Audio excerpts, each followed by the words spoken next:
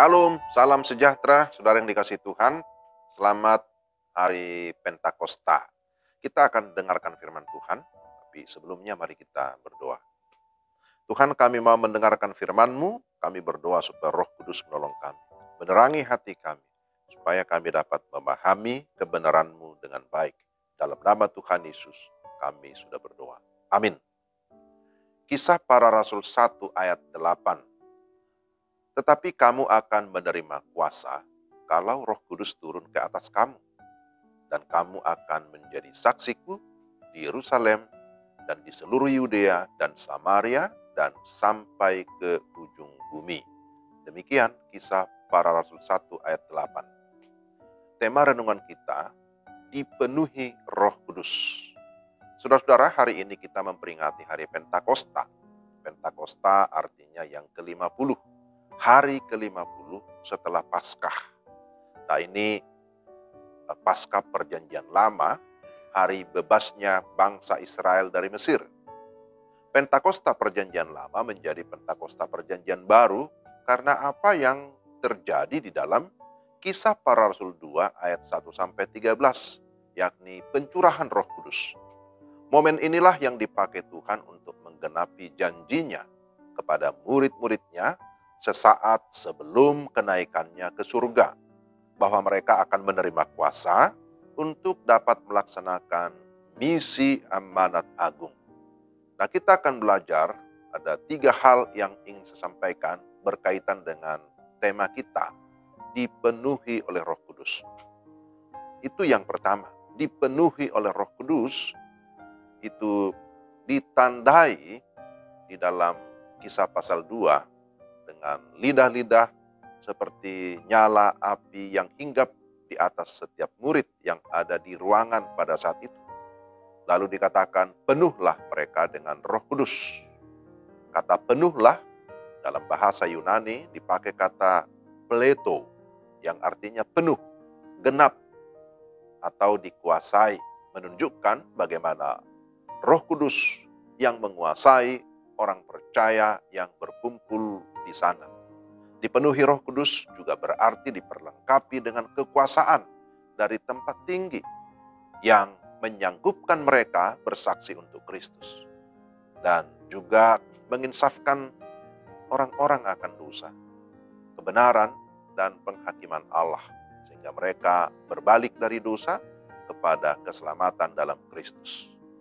Karena itu dipenuhi Roh Kudus haruslah dialami oleh setiap orang yang percaya yang memberi diri mereka dipimpin oleh Roh Kudus. Orang yang dipimpin Roh Kudus, sekali lagi, maka dia akan dipenuhi oleh Roh Kudus. Yang kedua, kita mau lihat di dalam Kisah Para Rasul pasal 2, dalam peristiwa Pentakosta, bahwa banyak orang yang berkumpul di sana. Tetapi tidak semua mengalami kepenuhan Roh Kudus. Ada 3 kelompok orang yang ada pada saat itu. Dan kelompok pertama, mereka adalah orang-orang yang percaya, yang sungguh-sungguh berdoa menantikan janji Tuhan Yesus. Mereka adalah kelompok 120 orang yang sedang berkumpul di satu tempat. Mereka mengalami pencurahan Roh Kudus karena mereka percaya kepada Kristus.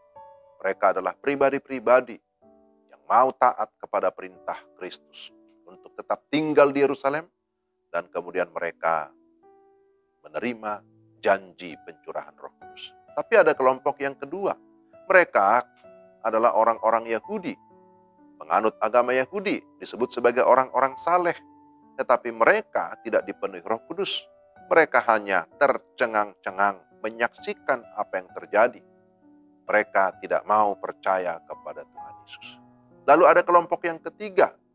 Mereka adalah kelompok yang menyindir orang-orang percaya dengan mengatakan bahwa mereka sedang mabuk oleh anggur. Padahal masih pukul 9 pada pagi hari. Mereka adalah orang-orang yang tidak percaya, yang tidak menerima Yesus sebagai Tuhan dan Juru Selamat. Sehingga mereka tidak akan mengalami kepenuhan Roh Kudus. Yang ketiga, apa sih akibat dipenuhi oleh Roh Kudus? Ada 2 akibat nyata dalam kehidupan orang yang dipenuhi Roh Kudus. Pertama, ketika mereka dipenuhi oleh Roh Kudus, mereka dipimpin oleh Roh Kudus, sehingga kehidupan mereka tidak lagi dikuasai oleh kehendak pribadi, tidak dikuasai oleh keinginan daging, tidak dikuasai oleh keinginan mata, tidak dikuasai oleh keangkuhan hidup, karena memang itu bukan berasal dari Roh Kudus, tapi dikatakan itu berasal dari dunia ini.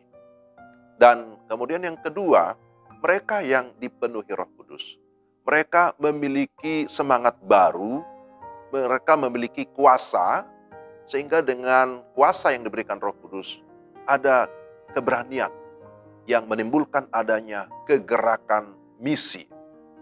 Bahkan dikatakan kegerakan misi itu sampai ke ujung dunia. Mulai dari Yerusalem, kemudian Yudea dan Samaria, dan sampai ke seluruh dunia. Itulah yang terjadi ketika Roh Kudus sudah menguasai orang-orang yang percaya. Memang dalam rangka itulah Roh Kudus dicurahkan, supaya misi Tuhan, berita tentang keselamatan bisa sampai ke segala suku bangsa. Maka mari kita terus berdoa supaya Bapak, Ibu, Saudara, dan saya, kita senantiasa dipenuhi Roh Kudus, dikuasai Roh Kudus, dan diberikan keberanian untuk terus menyatakan kebenaran. Mari kita berdoa. Tuhan, terima kasih hari ini kami mendengarkan firman Tuhan. Kiranya Tuhan memberikan kami kekuatan, memberikan kami kemampuan untuk tetap terlibat di dalam misi Tuhan, dalam pemberitaan Injil sampai ke ujung-ujung bumi. Pakailah kami semua di dalam nama Tuhan Yesus. Amin. Demikian renungan kita hari ini. Tuhan memberkati saudara-saudara sekalian. Shalom.